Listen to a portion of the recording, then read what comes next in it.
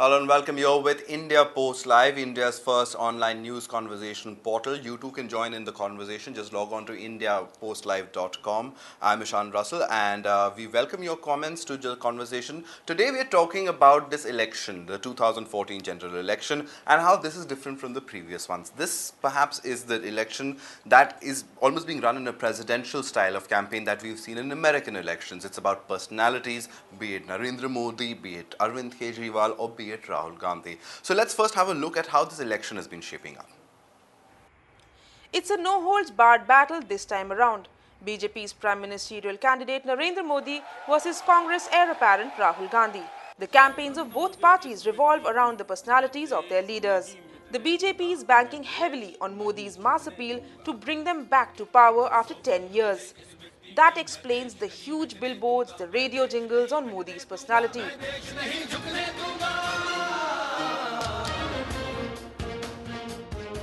That Congress does not even have a leader to put before the people speaks for itself, and the BJP's policies are well known. We have articulated our governance model. We have shown the people a track record that the NDA gave. Congress has done a campaign by targeting Modi's hardline and Hitler-like approach by projecting Rahul Gandhi as a leader who carries all sections of the society with him. There is only one dictatorial, autocratic, self-serving imagery, and a lot of BJP people, not Congress, believe that the beginning of the end of the BJP is matching with the supposed existence of only one person in the BJP. Aam Aadmi Party's Arvind Kejriwal too is being projected as one-man army to take on corruption. With Modi being the first one off the blocks to create the aura around him, it's almost after 3 decades that India is witnessing a unique election where the leader is more important than the party. BJP is basically has become synonym of Narendra Modi. So they don't have anything else other than a face to put forward. They don't have any ideology. And who wouldn't gamble at all when the stakes involved are that of being the crowned king of the world's largest democracy? Alright, so you too can come into the conversation. IndiaPostLive.com is the name of the website. What do you think about this entire election? Also hashtag IndiaPostLive to your tweets to participate. Joining us in the studio today are Mr. Ashok Wankhere. He's a senior journalist, and so is Sanjeev Singh. He's also a senior journalist. Mr. Wankhere, I'll start with you. Very different election this time around. The clash of personalities. Narendra Modi expected to take BJP beyond 270 to the Congress, banking on Rahul Gandhi, and Arvind Kejriwal spoiling everybody's party. What I personally feel after the so-called vanvas of 10 years out of power, BJP, it is a desperate thing for BJP to come into power. So they tried all tricks in last 2 elections and everything failed. So this time they have got no other option but to project a personality. At least in the name of popularity of that person, they can generate some vote. And so they projected Narendra Modi. Now I personally, if you ask me as a political analyst, what I personally feel, if you don't have a proper agenda, then you go on a personality. If you have got a proper agenda, if you see the previous elections, right, means Garibi Hatao, that was an agenda. The privatization, is the nationalization of the banks was an agenda. So you had certain things to put forward. Now, you talk of developmental model, but how much you speak of that developmental model? During Gujarat election, if you specifically study particularly Gujarat election was the election where BJP could have fought on development. And the Congress would have asked the questions on development. Modi, knowing well that there is no development in Gujarat as such, he hijacked the campaign to other levels. First of all, he took the issue of expenditure of Sonia Gandhi on medical ground. The next, once after 15 days of that entire episode, he comes back not on Gujarat development. He comes back again on 50 crore ki girlfriend. It took another 15 days. Then at the last leg of the election, immediately he comes out with a letter saying that the Sir Creek has been handed over to Pakistan. Now these are the issues that nothing to do with development. Whether Sonia Gandhi spends crores of rupees or lakhs of rupees, it is not going to help the Gujarat voters. But knowing well that he is not able to give water to the Saurashtra, knowing well that he can't answer the question of the Gochar land is being given, or the cattle, the foding land is being given to the industrialist. He has no reason. There are more than 3 lakh farmers waiting for the electric connection. He has no answer to it. All right. More than hundreds of farmers have died. The Vidhan Sabha question answer gives the figure. He has no answer to it. So you All right, take so the you see- campaign to the another level. It's a diversionary tactic. It's a Definitely, diversionary tactic. But definitely. Sanjeev, you've been observing and you've been covering elections for the longest. So how do you think that this shaped up? How did you reach in 2014 where it's become about these three personalities? Where it's not about the Congress or BJP anymore. You either like Rahul Gandhi or you like Narendra Modi or you like Arvind Kejriwal. You see, I mean, as Ashok sir was saying that Narendra Modi already knew how he was going to go about his politics right from 2002. And it was natural progression for him because he wants to be in a position where only he is the topic of discussion and nothing else. And that is how his politics has been so far. And he's actually pushed the Congress to do a sort of a reactionary campaigning, Narendra Modi says something and then the Congress reacts to it. But perhaps what they didn't factor in is the fact that AK-49 jumped into the fray. And whether we like it or not, the whole campaign of AAP revolves around him. So what we are seeing is a scenario where perhaps Narendra Modi wanted himself to be at the center of everything, but Congress, although is reacting to it, but there's a new factor that has come in, and that is why you see it's only about personalities that we're talking about in the election. All right, Ashok sir, as far as the BJP itself is concerned, LK Advani in the 2009 general election, I remember, because it was around his personality and he wanted it to be a presidential style of campaign, but that really wasn't successful. Modi's been able to Again, do the other that thing. time also, though he was projected as the prime ministerial candidate, but again, they had their own agenda. Even the Ram Janmabhoomi or the Ram Mandir was a part of that agenda then. Now they don't talk. They talk of bathrooms and latrines being constructed in place of temples. That is what Narendra Modi comes out with. Because those things have failed. They have failed badly because people have rejected them. Simple it is. Now when the original ideas have been rejected, people have lost faith in your agenda, then what you have? You cannot change your agenda overnight. You cannot change your manifesto and line of thinking and the culture overnight. So having the same culture and the same agenda, you can at least have a leader whose face is sellable. Now every BJP senior leader says Modi is BJP and BJP is Modi. That is on record they've been saying. All right. So that means what has happened? The Modi has overtaken the Bharatiya Janata Party. Now the people have started asking for the Modi Sarkar. The Rajnath Singh on his website says vote for BJP Sarkar. Immediately within half an hour he changed it to Modi Sarkar. That means there is a pressure to project Modi. All right, so is this being driven by a certain demand or to reach a wider audience so that rather than No. the 542 candidates, looks one of, manufactured. it's one of the, I think, one of the tricks they are trying. See, election is, you don't have a fixed formula to win the election. It's always trial and error methods you try. They have been trying, they tried Ram Mandir, Janmabhoomi, they got a massive mandate. They failed to construct a mandir. They were knowing that they will not construct the temple. It is a sub judice thing. They have failed. They have been rejected. Now Congress came to power. Congress has done certain things. Now Congress is trying to sell there what they have done. The BJP cannot counter that. So what best thing BJP has is to put a man whose so-called developmental agenda you put forward, but you don't push a development agenda, you push him because you know what exactly the fact is.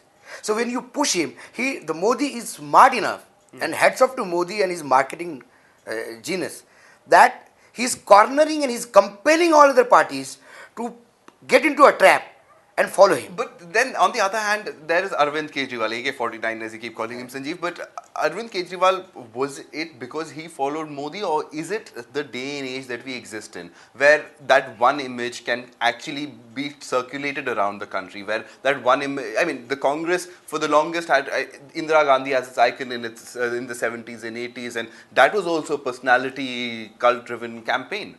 See, in Indira's time, of course, there was no option because she wanted to give people the option of choosing between the party and her. Similarly, if you talk about Modi is also doing virtually the same. of course, but as far as Arvind Kejriwal is concerned, he knew that he didn't have a platform where he can actually talk about development or doing good for the people because he doesn't have the kind of infrastructure that the Congress or BJP have. So that's why we saw him concentrate in Delhi, an urban area, and and we've seen his supporters put him create a sort of a Superman image around him that he can just turn things around.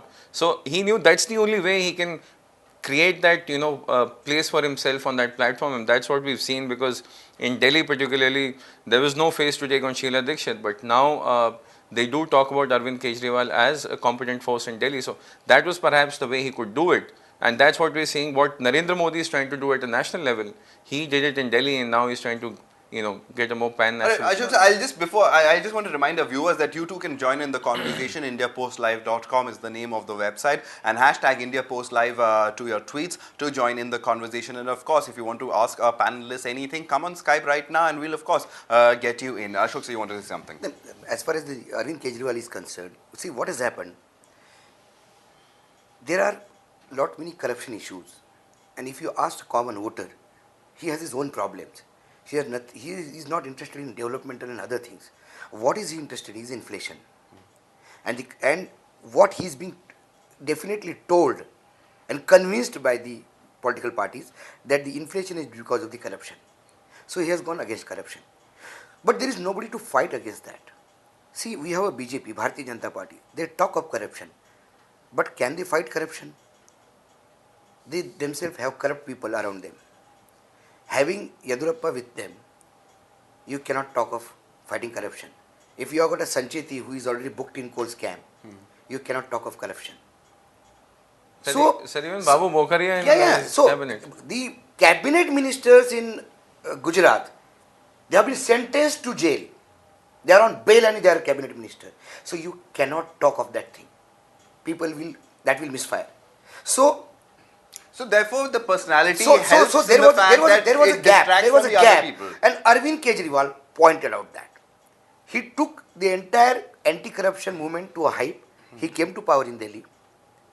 Now, when he wanted to go on a national level, so knowing that the corruption is an issue where Congress will go on a back foot, he had another player, Narendra Modi, to take on. So to puncture Narendra Modi, he went to Gujarat. And he told the nation what exactly the developmental story is. That's what Congress should have been doing exactly. for last few years. But Congress failed. When I spoke to Digvijay Singh on that, he said you go to any website of the Gujarat Congress or any senior leader, you find series of things which Kejriwal is being saying. My question to Digvijay, when Kejriwal can quote, why can't you? When he was talking of Sir Creek or a 50 crore ka girlfriend or a expenditure on Sonia Gandhi, you should have said, okay, leave aside. You first of all tell us about the water in Saurashtra. But they never got him to that level. Alright, so as far as this personality-driven campaign goes, how damaging is it for the party within? Because many within the BJP fear that this kind of politics in the long term is not good for creating a nationwide organization. Now let Sanjeev answer first, and then I'll come to you, Ashok. Of course, that is a risk that every party faces, but we have to accept the fact that at this point of time, Narendra Modi is perhaps the most popular leader in the BJP, and surveys say that across the country also. So somewhere down the line you have to draw a balance. But what we've seen is that the way Modi has actually come and taken over the whole organization within the BJP. These voices keep coming. I'm sure Ashok sir will be able to elaborate better on that. But these voices keep coming, but they're not able to do anything. You are taking the entire political system to a dictatorial level. During Indira Gandhi's time, what has happened? All the institutions, the democratic institutions, were ruined because she was the supreme power. Nobody had guts to challenge her. Even when Congress put a candidate for the presidential election, she put another independent candidate and got him elected. So that was the last blow to the organization. And then the Prime Minister became supreme. So that's what the entire Gandhi family is doing in today's this thing. Rahul Gandhi tearing off the decision taken by the cabinet and forcing cabinet to go back to the what Rahul wants. That is what? That is dictatorial policy. Alright, so as far as internal democracy within parties go, that perhaps BJP, is the... We had an option, like BJP had some sort of democracy.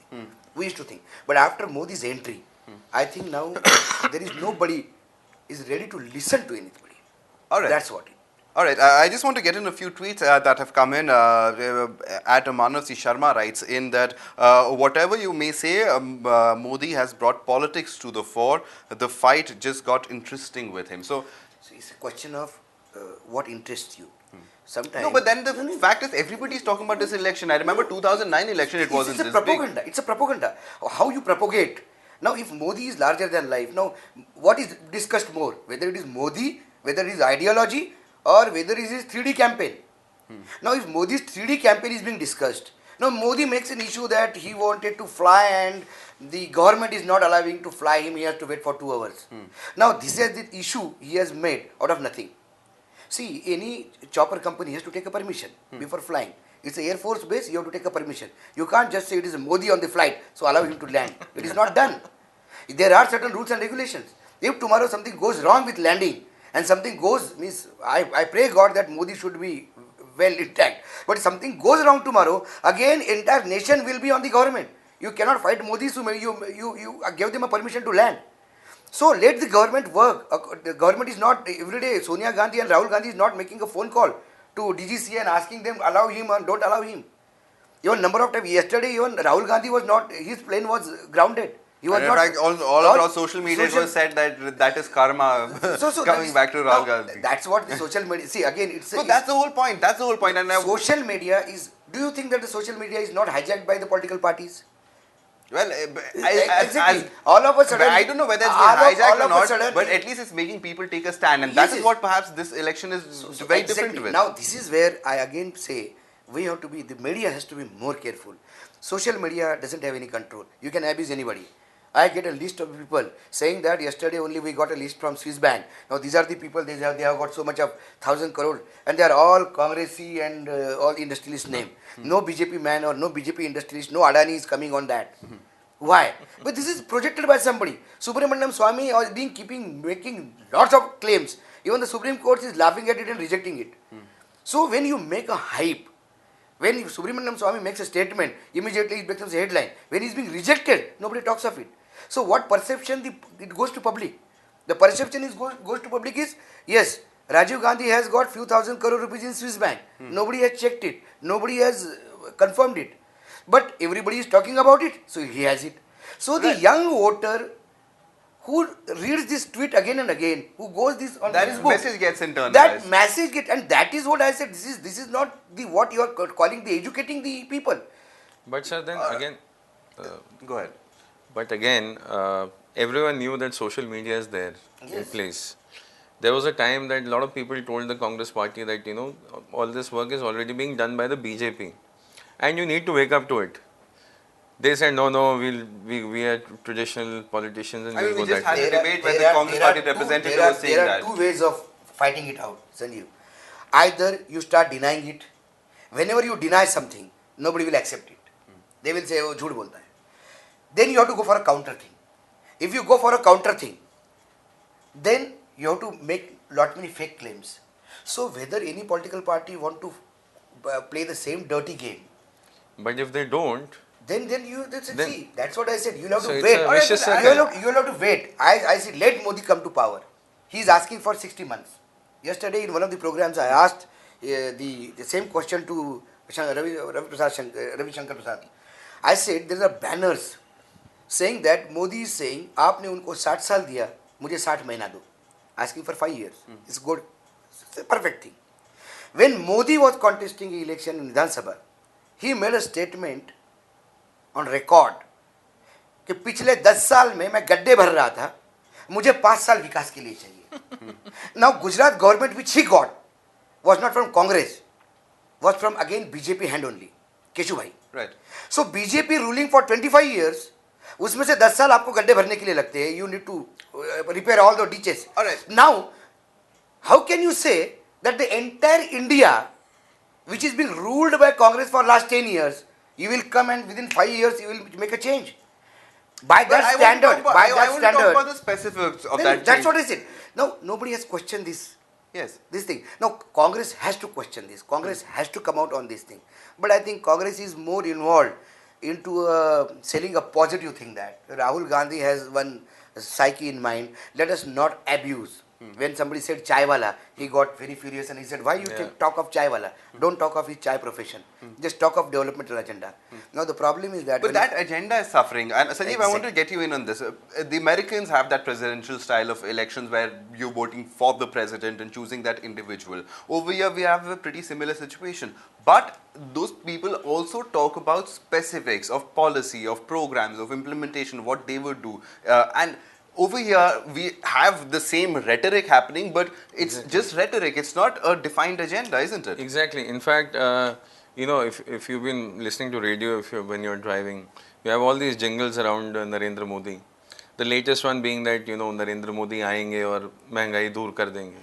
So it's like, you know, he's a magician, he'll come and, you know, he'll get rid of all your problems and things will be just fine. Never exactly. There is no roadmap. You talk of things. Now yesterday, there is a debate between Samajwadi Party and BJP. That Akhilesh and Modi, what they are debating on?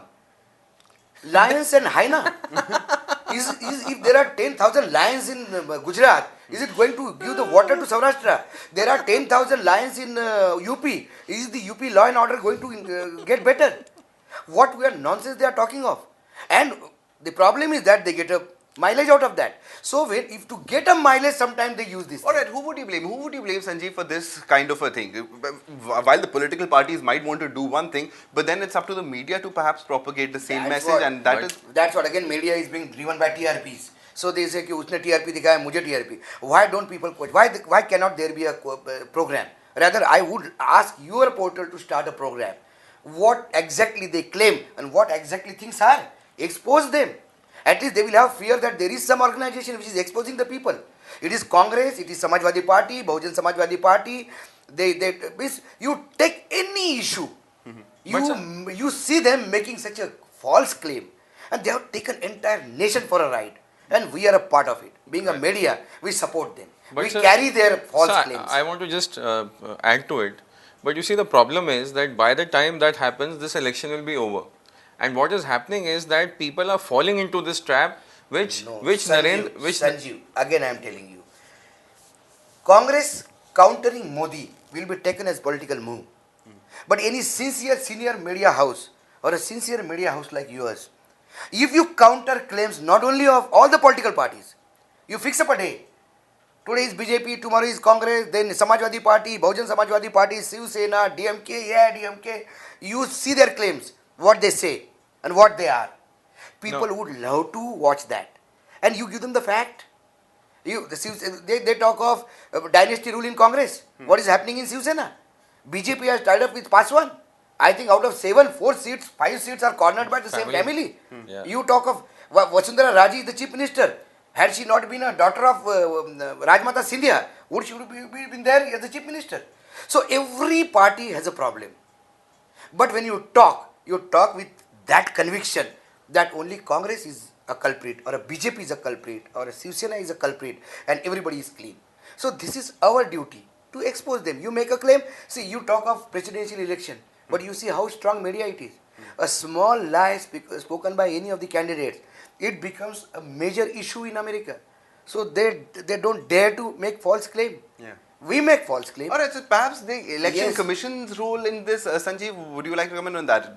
Yes, in fact, you know, it would be a good step if election commission actually goes through the manifestos, scrutinizes it, so that, you know, they don't make these... Because there's a lot of misinformation that has been happening in this campaign. And, you know, just like Ashok sir was saying that, you know, Akhilesh reacted to what Narendra Modi said about the lions, you know, they're falling into that trap. Political parties should know what their poll plank is. Rather than reacting, they should push the people on the agenda they want to show to the people. Now, the nation, you find every year, the malnutrition cases increasing. But Modi is talking of 56-inch casino.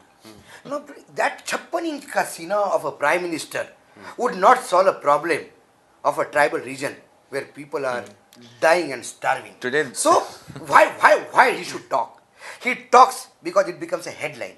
It also attracts people. I remember in the Gujarat elections, I was there and I saw middle-aged women breaking barriers when he was saying that this is the 56-inch nu chhati. So that kind of a personality cult is getting him. That will pull the crowd. See, Bal Thacker's rally in Mumbai used to be huge one. Lakhs of people used to be there. But during election, he didn't get a single seat in Lok Sabha. People come, people listen, people go.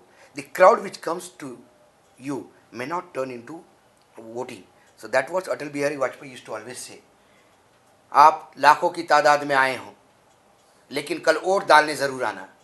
लोग ये सोचते हैं कि अटल जी को सुनने बहुत लोग आए तो अटल जी तो जीत ही जाएंगे, हमारा वोट नहीं गया तो भी चलता है, ऐसा कर करके कोई वोट डालने ही नहीं आता और मैं चुनाव हार जाता हूँ. That what Atal ji used to say. So if you make sure that people when they come out of fancy. Sometimes they have been brought. Sometimes they come to see you. Sometimes they come to talk to you. Sometimes they come to purchasing to Delhi and they become a part of Delhi. Sir, on the Chappan Chhati thing, I want to add, interestingly today, Digvijay Singh tweeted on that. He said, is he sure whether his chest is 56 inches or his waist? That's what Miss Digvijay himself getting into trap of the... No, but that's the whole point. What is the point of having a party manifesto if you're not talking about it, if you're not explaining to people about it, rather than saying that it's about this personality, that Arvind Kejriwal will come and remove corruption, or Rahul Gandhi will take everybody together, or Narendra Modi will bring in a development agenda. What's the point of a manifesto anymore then? That's what manifesto is, a roadmap. Congress has released the manifesto. Congress has, when I talked to BJP, Ravi Shankar yesterday, we said, what about the manifesto? He says, no, since we are coming to power, so we have to take everybody into confidence and what their aspirations are. So our manifesto is going to be what the government is going to be. So it takes time. Then I just told him that make sure that it comes before election. And after election, don't say that we had this thing in mind. Because they know that once their manifesto will come, their manifesto will have lot many common things what Congress has promised. Point number one. Their manifesto will be questioned by people because there will be so many things which their ruled government, BJP ruled government is not doing so. So they are delaying it. And once manifesto come, manifesto will be discussed more than Modi.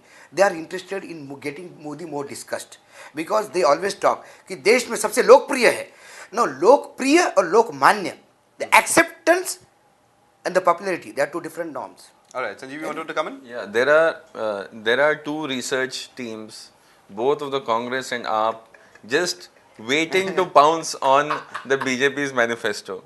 Perhaps that is also one reason, because as Sir was saying that if they actually do it now, the whole social media space will be full of what they've promised and what they can do and what they can deliver. They announced a vision document, which my friend Gadkari was supposed to come out with.